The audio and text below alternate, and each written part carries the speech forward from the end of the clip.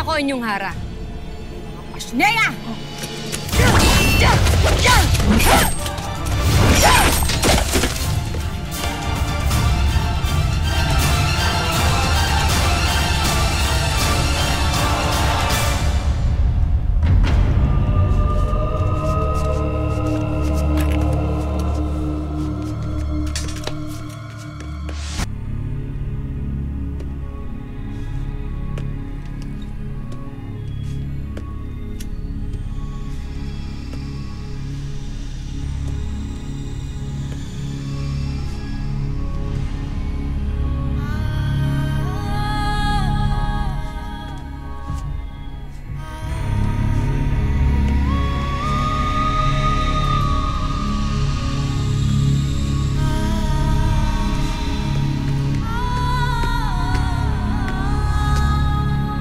Nakikilala mo ba ang iyong espada, Medea?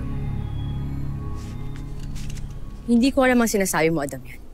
Noong ikaw pa ang reyna dito sa Lireo, yan ang iyong espada. Sinungaling ka. Hindi akin ang espada na yan. Isa kang mabuting diwata, Medea. Isang napakabuting ina kina Danaya, Perena, Alena at Amihan. Wala akong anak. Medea, kahit na ikaila sila ng iyong isip gawa ng anumang bahay ka ng kalaban, ngunit hindi pa rin sila mabubura kailanman sa iyong diwa o sa kaibuturan ng iyong tunay na puso. Makikilala mo sila, Medea. Ano man ang ginawa nilang inkantasyon laban sa iyo. Sapagkat ang pagmamahal ng isang ina ay ang pinakamalakas na kapangyarihan na hindi madadaig ng anumang bahay ka o... Ginugulo mo ang isip ko! Wala akong anak. Ang dapat sa'yo, hindi na nabubuhay.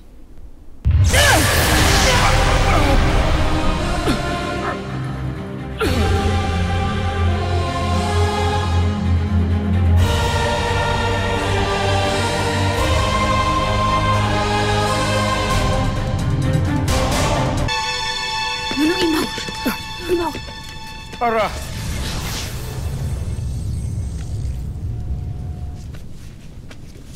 Anong nangyari sa inyo? Ako ang may gawa sa kanya niyan. Sapagkat ang dami niyang sinasambit sa akin. Na akin daw ang espadang to at dati akong hara dito sa Lireo. Na siyang totoo. Bakit ba ayaw niyang maniwala sa amin, Ina? Na kayo ay mula sa amin at kami ay mula sa inyo. Naguguluhan ako. Iba ang sinasambit ng aking puso sa isip ko. Pero aaminin ko sa inyo. Sa tuwing nasasaktan kayo, nasasaktan ako.